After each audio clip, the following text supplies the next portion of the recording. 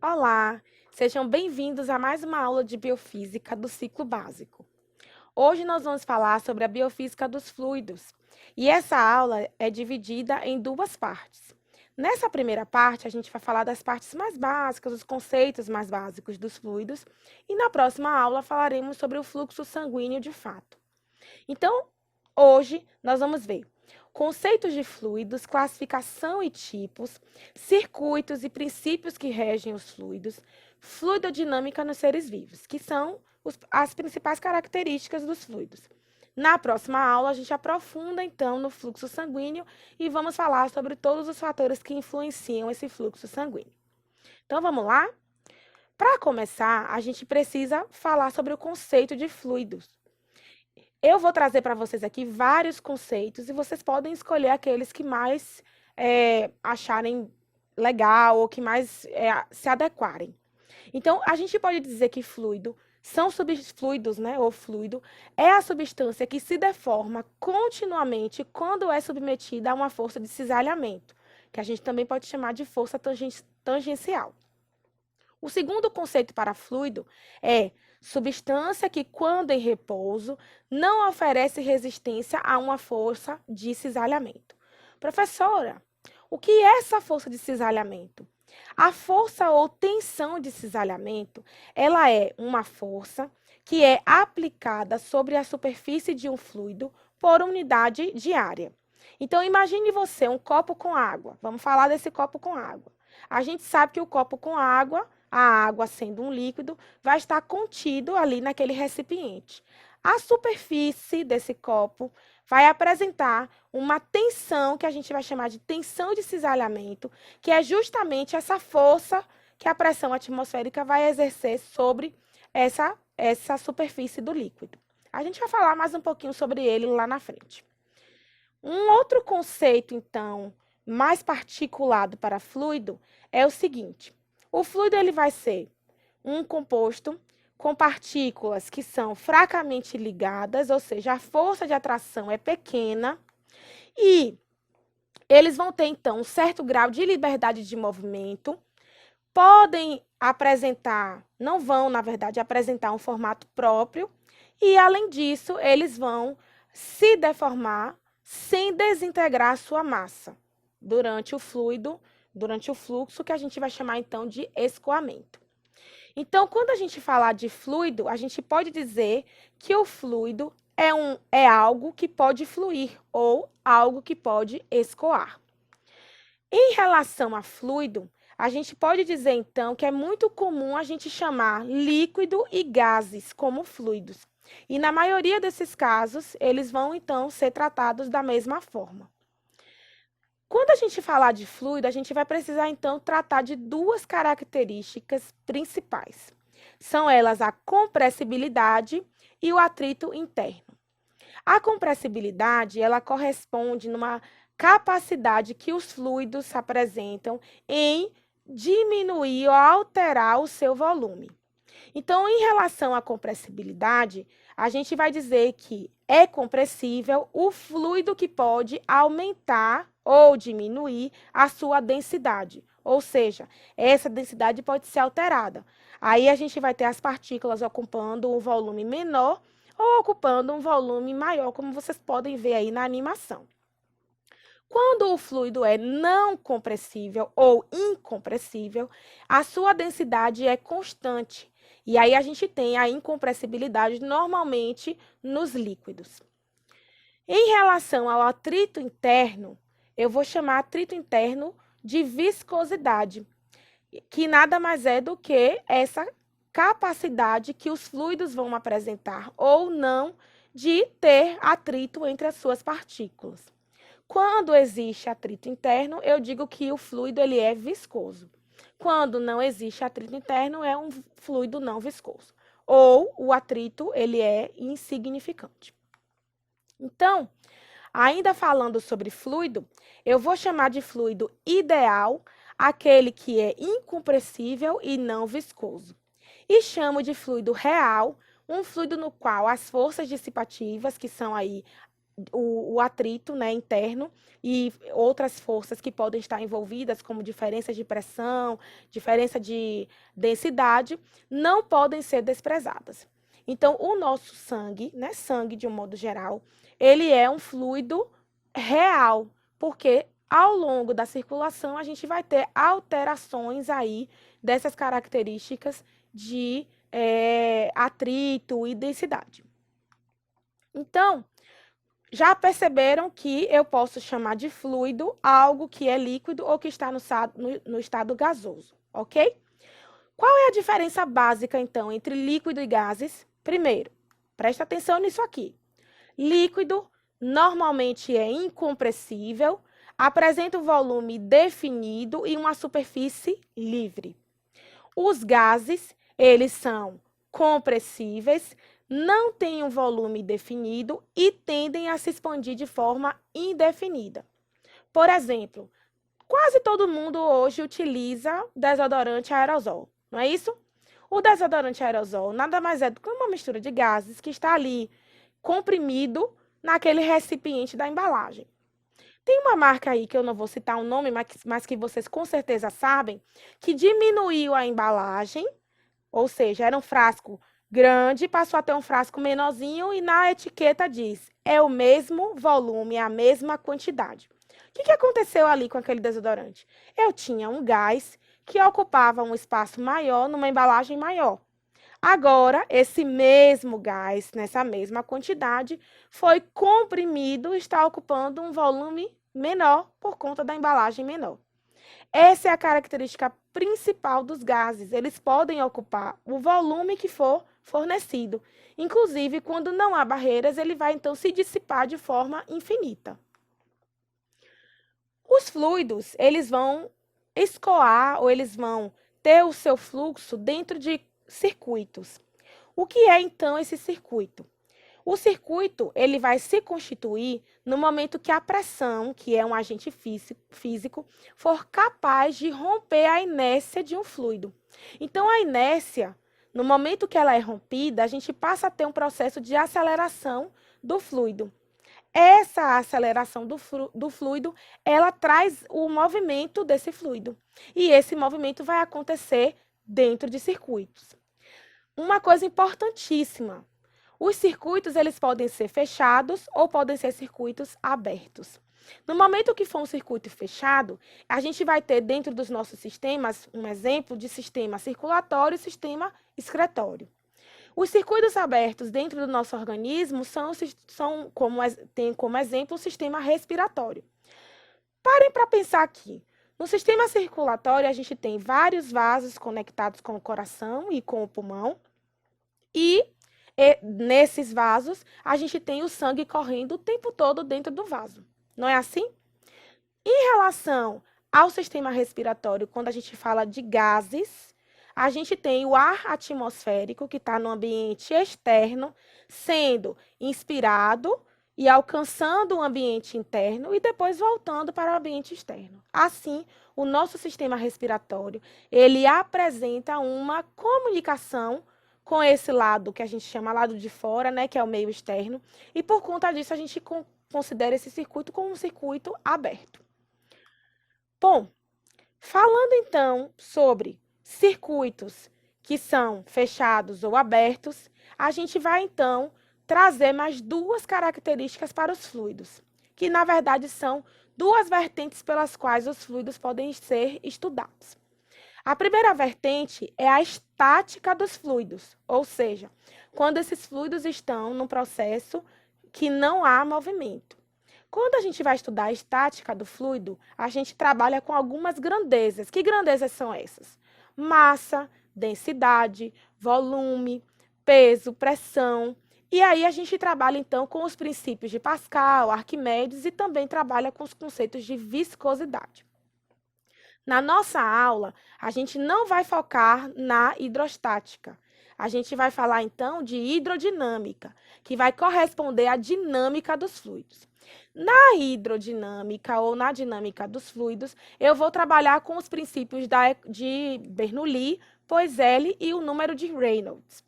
Então, quando a gente falar de dinâmica dos fluidos, eu vou tratar especificamente da biofísica da circulação e a gente também vai ver um pouco disso sendo aplicado na aula de biofísica da respiração. Bom, vamos então analisar um pouquinho do sistema cardiovascular. A gente sabe, e vocês eu tenho certeza que já sabem, porque já devem ter estudado isso bastante lá em fisiologia, que a nossa circulação é uma circulação fechada, né? O sangue, ele corre, ou seja, ele circula sempre dentro dos vasos sanguíneos. Quando ocorre um processo que a gente chama de descontinuidade, que pode ser um corte, pode ser um extravasamento, aí a gente tem, então, uma quebra desse regime estacionário, ou seja, desse regime no qual o sangue ou o fluido circula sempre dentro do circuito fechado. Mas venham aqui comigo, né, para a gente fazer essa revisão bem basicona da fisiologia e do caminho do sangue no nosso organismo. Imagine, então, que a gente está aqui trabalhando com o corpo, ok? Eu tenho aqui intestino, rim, fígado. Estou trabalhando com o corpo, então eu estou na grande circulação. O sangue que sai da grande circulação, ele vai chegar no coração através das veias cava. E aí, essas veias, elas vão trazer, então, o sangue para o átrio direito, que ao entrar em processo de sístole, encaminha o sangue para o átrio, para o ventrículo direito. Este sangue sai do ventrículo direito, segue através das artérias pulmonares, né? Através da artéria pulmonar para os pulmões. Chegando nos pulmões, vão haver as trocas gasosas. Essas trocas a gente vai estudar numa aula separada, então a gente não vai focar nela aqui. Essas trocas, então, vão acontecer, vai haver, então, a oxigenação do sangue, esse sangue volta para o coração, através da veia pulmonar.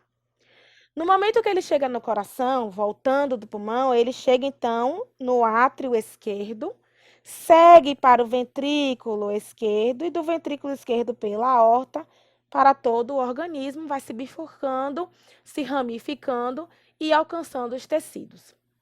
Esse sangue passa, então, pelo processo de troca nos tecidos, voltando para o coração rico em gás carbônico. Esse caminhozinho que a gente fez de revisão do sangue no nosso sistema cardiovascular, ele vai estar, então, vai ser regido por princípios.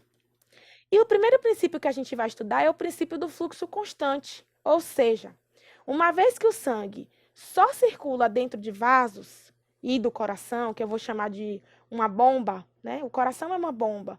Então, no processo desse fluxo, é um fluxo constante. A mesma quantidade de sangue que sai do coração é a quantidade que tem que voltar. Porque se esse sangue só circula dentro dos vasos, ele precisa voltar em mesma quantidade para o coração. Eu chamo isso de fluxo constante, e ele então vai ser denominado pela equação na qual o fluxo corresponde ao produto entre a velocidade desse fluxo, desse fluido, na verdade, e da área de secção. Então, eu vou fazer um desenho, eu não sou boa de desenho, tá, gente? Então, vocês não me critiquem aí. É só para ficar mais didático. Imagine, então, aqui um vaso. Olha como eu sou boa de desenho. O vaso já começou aí a trocar de diâmetro. Mas vamos, então, desenhar aqui uma secção transversal. Essa secção é uma secção circular, ok? Então, aqui eu vou ter uma área que vai corresponder à área do círculo. E o fluido que escoa neste vaso vai apresentar uma velocidade. Esse fluxo aqui, ele corresponde a esta velocidade multiplicada pela área dessa secção transversal. Então, vejam que no momento que eu tenho uma secção menor, a tendência dessa velocidade aqui é aumentar. E no momento que eu tenho uma secção maior, a tendência dessa velocidade é diminuir. Quando uma grandeza se opõe à outra, eu vou chamar de grandezas que são inversamente proporcionais. Então, quando a gente falar de fluxo, na próxima aula, na parte 2 dessa aula, que eu vou falar sobre o sistema sanguíneo, eu quero que vocês tenham em mente que a gente também vai trabalhar com as secções transversais, ou seja, os calibres dos vasos sanguíneos. E no momento que eu tenho um calibre menor, a minha velocidade tende a aumentar, e no momento que eu tenho um calibre maior, a minha velocidade tende a diminuir. No entanto, o que é que acontece? No nosso organismo, a gente vai ter uma peculiaridade que são os diâmetros e a quantidade dos capilares. Mas isso eu só vou deixar para falar para vocês na próxima aula. Por enquanto, a gente vai ficar, então, com este conceito, no qual a quantidade de líquido que atravessar a secção transversal do tubo por unidade de tempo vai corresponder a esse fluxo. E o fluxo ele é constante. Quando a gente faz uma relação entre a velocidade e o diâmetro dos vasos, a gente vai ver então que tem essa peculiaridade que eu não vou contar agora para vocês. Mas eu quero que vocês se atentem a isso aqui, ó, diâmetro, que é a secção transversal. O diâmetro da aorta, que a gente considera como sendo o vaso mais calibroso que a gente tem no nosso organismo, ele tem aí um diâmetro de 2 centímetros. Os capilares, no entanto, apresentam um diâmetro de 8 micrômetros. Gente, isso é muito, muito, muito menor do que o centímetro. E as veias cava, cada uma apresentam 2,4 centímetros de diâmetro. Então, se a gente for olhar entre a aorta e a veia cava, a gente começa a pensar, poxa, tem alguma coisa errada aí. Mas não. Pensa então que a veia cava, a gente vai ter duas. Então, este valor, ele está dividido, na verdade, já está multiplicado. Se a gente dividir por 2, a gente vai ter, então, aí um valor de 1,2 centímetros para cada veia cava. Ok? Então, fiquem com isso, com essa peculiaridade que a gente tem no nosso sistema, porque eu vou falar dela um pouco mais à frente. Bom, quando a gente fala de um fluxo que é contínuo e que está sempre circulando dentro de vasos sanguíneos, eu estou falando então de um regime estacionário. No regime estacionário, eu tenho uma manutenção do fluxo, ou seja, o volume que sai é o mesmo volume que entra. E eu já dei esse exemplo aqui várias vezes, como é o exemplo da circulação. Então, a gente pode falar ainda da pequena e da grande circulação. Na pequena circulação, a gente tem o sangue indo para os pulmões e voltando ao coração. E na grande circulação, eu vou ter o sangue saindo do coração, indo para todo o organismo e voltando para o coração. O que é que a gente precisa focar em relação a esse regime estacionário? Primeiro, é que a quantidade de sangue que entra é a mesma que sai e que, por conta disso, a quantidade de sangue movimentada a cada impulso do coração vai ser a mesma, tanto na grande circulação quanto na pequena circulação. Então, pensando desta forma, o volume de sangue ejetado no coração a cada sístole é de cerca de 165 mililitros. Como é que a gente consegue, então, perceber o que é que está acontecendo no volume total de sangue? O volume sanguíneo ele fica aí em torno de 5 litros no indivíduo. Um quarto desse volume, que corresponde a 1,25 litros, vai circular na pequena circulação, ou seja, coração, pulmões, coração. E 3/4, que chega em torno de 3,75 litros, ele vai circular na grande circulação sistêmica. Então, eu sempre vou ter essa proporção de 1/4 na pequena circulação e 3/4 na grande circulação. Bom, ainda no regime estacionário, eu preciso trazer para vocês a diferença entre dois conceitos que muitas vezes vocês confundem. Eu sei que vocês fazem isso, mas que eles são diferentes. Vocês consideram como iguais, mas eles são diferentes. Que são os conceitos de fluxo e velocidade. São duas grandezas diferentes. Quer ver? Eu vou mostrar para vocês. Olhem aqui. O fluxo é o volume por unidade de tempo. E a velocidade é a distância percorrida por unidade de tempo. Percebam aqui que eu tenho duas grandezas diferentes em cada uma dessas grandezas, que a gente sabe das grandezas fundamentais e derivadas, né? Então, o fluxo é uma grandeza que está derivando de duas outras grandezas que são volume e tempo. E a velocidade é uma outra grandeza que está derivando de outras duas grandezas, que são a distância e o tempo, ou seja, espaço e tempo. Perceberam que eu estou falando de volume sobre tempo e no outro espaço sobre tempo? Não tem como eles serem iguais. Assim, fluxo vai ser a quantidade de sangue, a quantidade de água, a quantidade de qualquer fluido, de um gás, que está escoando pela unidade de tempo. Ou seja, eu tenho, sei lá, 5 litros por minuto. Eu tenho 2 mililitros por segundo. Estou falando de fluxo. É volume sobre unidade de tempo. No momento que eu falo de velocidade, eu estou falando de distância. Então, aí eu tenho o fluido percorrendo 2 centímetros a cada segundo. Eu tenho o fluido percorrendo 1 metro a cada minuto. Isso é velocidade. Ok?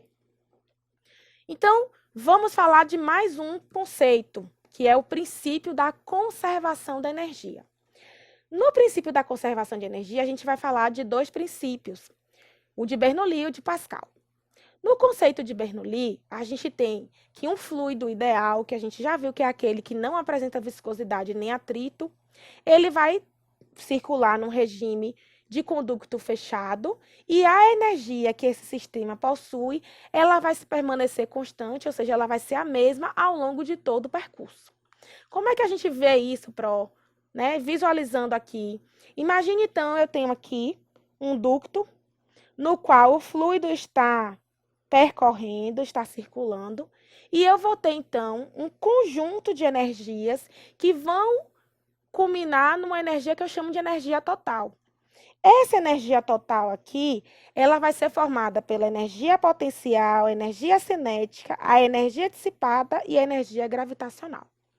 Se a gente fala de uma energia, de um fluido que é ideal, a gente vai então tirar dessa equação aqui a energia dissipada, porque a gente sabe que no fluido ideal não tem atrito.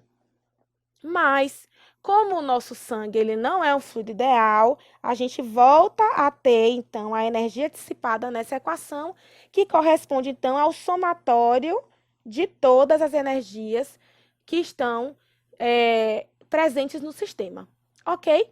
Então, a gente pode dizer que o princípio da conservação da energia, no caso, o princípio de Bernoulli, expressa, então, que neste fluido, que é um fluido ideal, que não tem atrito, a gente vai ter a energia total do sistema sendo constante por todo o percurso. No caso de um fluido real, que é aquele que não é o fluido ideal, a gente vai então ter outras energias, na verdade, a energia dissipativa, que aí pode ser o atrito, pode ser temperatura, a gente tem outros fatores que vão influenciar nessa energia total. Então, para ficar bem claro, nos fluidos, a energia total, ela vai corresponder à soma das energias potencial, cinética, dissipativa e gravitacional. E ainda a energia potencial, essa energia aqui, quando a gente fala de fluido, ela corresponde à pressão. Então, passando para o próximo slide, a gente vai ver que a pressão em um fluido é uma forma de energia potencial porque ela tem a habilidade de executar um trabalho útil. Então, no fluido em movimento, vai existir uma energia cinética por conta deste movimento, e essa energia cinética, ela derivou da energia potencial, que na verdade foi a pressão exercida sobre aquele fluido, fazendo com que o fluido entrasse em movimento. Ok?